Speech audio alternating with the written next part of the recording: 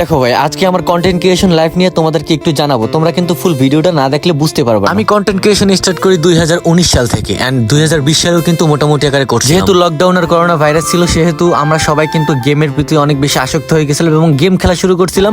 তাই আমরা ওইটা আর কন্টিনিউ করা, কিন্তু ভিডিও করার আগ্রহ আমার অনেক আগ থেকেই ছিল। ছোটবেলা থেকে কেমন জানি ভিডিওর প্রতি অনেক বেশি আগ্রহ ছিল। আমি কন্টেন্ট ক্রিয়েটর হব, তবে ছাপড়ি বা কোনো কিছু করে আমি কন্টেন্ট ক্রিয়েটর হতে চাই না। আমি চাই আমার কন্টেন্টের মাধ্যমে লোক কিছু দেখুক, কিছু খুঁজে পাক বা কিছু শূন্যতা পূরণ করতে পারে। একটা মজার ব্যাপার কি জানো, আমি একটা সময় লাইকি ভিডিও করতাম, মানে লাইকিতে আমি ভিডিও ছাড়তাম। মানে তখন বুঝতাম না, মনে হচ্ছে যে এখানে ভিডিও করলে অনেক ভালো ফিচার পাওয়া যায়। যেহেতু এই ব্যাপারটা অনেক বেশি ফানি, মানে লাইকিটা অনেক বেশি ওল্ড এবং অনেক বেশি ছাপড়ি পোলাপান ইউজ করতো। বাট আমি ওই জায়গায় ফিল্টার দেখার জন্য যাইতাম, ফিল্টার দিয়ে ভিডিও করে দেন ওই ভিডিওটা আমি ফেসবুকে বা আমার ইউটিউবে আপলোড দিই। একটা জিনিস চিন্তা করেন, 2019 সাল 20 সালে যাদের ভিডিওর প্রতি এত আগ্রহ ছিল, ভিডিও করার প্রতি এত নেশা ছিল, তারা কতটা মানে ভিডিও প্রেমী ছিল। কিন্তু বাস্তবতার কারণে আমি অনেকটা পিছিয়ে পড়ি। আমার পড়াশোনা, আমার স্টাডি, আমার ফ্যামিলি, আমার ফোন, কোনো কিছুই কোনো মানে একেবারে পারফেক্টলি পাচ্ছিলাম। তখন আমরা শুধু চিনতাম ইউটিউবটা, আর ইউটিউবটাই আমি অনেক বেশি ভিডিও ছাড়তাম। তখন কিন্তু আমার 500 সাবস্ক্রাইবার হয়ে গেছিল 1 বছরের ভিতরে, এন্ড ভিডিওগুলো অনেক ভালোই ছিল। সেই সময় কিন্তু তাহিদ আফ্রিদি, প্রত্যয় হিরণ, তাদের একটা যুগ ছিল, মানে তারা পুরা কাঁপাইছিল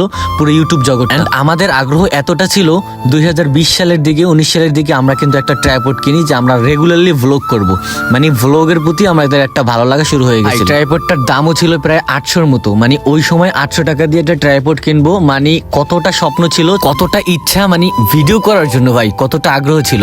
এন্ড দেন আরএস ফাহিমের ভিডিও দেখতাম, ভ্লগের প্রতি মানে আগে একটা বাংলাদেশের ভ্লগিং এর একটা ভাইব ছিল, মানে সবাই কেমন জানি ভ্লগার হইতো বা ভ্লগ করতো, মানে একটা অন্যরকম একটা ব্যাপার ছিল। তো আমরা ভ্লগার হইতে চাইছিলাম ভাই। কন্টেন্টের মানে আমরা নিজ খুঁজে পাইতেছিলাম না, কতক্ষণ ফানি ভিডিও, কতক্ষণ ভ্লগ, কতক্ষণ আবার মোটিভেশন ভিডিও। আর তখন বুঝতাম না, তখন অন্য মানুষের ভিডিও আইনা আমার পেজে সাইরে দিতাম, অন্য মানুষের ভিডিও আইনা আমার ইউটিউব চ্যানেলে সাইরে দিতাম। তারপর তো কপিরাইট খাইতাম, তারপর আবার ডিলিট দিয়ে দিতাম। কিন্তু ফেসবুকে তখন অত বেশি সিকিউরিটি বা রুলস কিছুই ছিল না। আমরা যার ভিডিও পাইতাম, এর ভিডিও ভালো লাগতো, আর ভিডিও সাইরে দিতাম, মানে কাটমাট করে এডিট মিডিট হালকা একটু করে সাইরে দিতাম। তখন মিউজিক টিউজিক লাগাইয়া পুরো কপিরাইট খাইতাম। ফার্স্ট যখন আমার একটা ভিডিওতে ভাই 50,000 ভিউজ পাইছে, আমি তো তখন পুরো শেষ। আর ওই ভিডিও দিয়ে আমাদের অনেক বেশি সাবস্ক্রাইবার আসতেছে। আমাদের একটা এলাকায় ভ্লগ করছিলাম, সেই ভ্লগ দেখে আমাদের এলাকার একজন লোক আমাকেও বললো যে হ্যাঁ, তোমরা কন্টিনিউ করতে থাকো, তোমাদের ভ্লগ ভালো হইতেছে। আজকের ভিডিও এই পর্যন্তই। ফুল কাহিনী শুনতে চাইলে অবশ্যই কিন্তু কমেন্ট করবা, নেক্সট একটা ভিডিও নিয়ে আসবো।